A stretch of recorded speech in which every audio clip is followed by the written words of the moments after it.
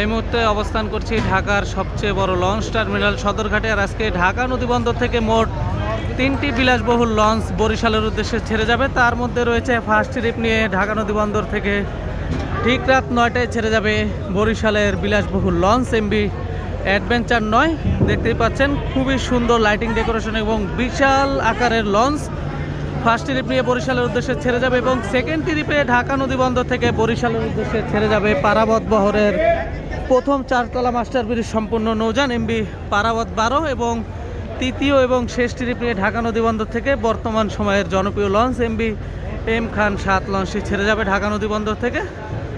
তো দেখতেই পাচ্ছেন প্রত্যেকটি লঞ্চে কিন্তু যাত্রী আছে, মোটামুটি ভালো পরিমাণ যাত্রী নিয়ে আজকে লঞ্চগুলো ছেড়ে যাবে বরিশাল থেকে। আর আগামী 2-1 দিনের ভিতরে কিন্তু লঞ্চের সংখ্যা আরও বাড়বে এবং যাত্রীর পরিমাণও বাড়বে। তো সবাই ভিডিওটি দেখুন, ভালো লাগলে লাইক কমেন্ট শেয়ার করুন এবং আমাদের সাথেই থাকুন। ধন্যবাদ সবাইকে, আসসালামু আলাইকুম।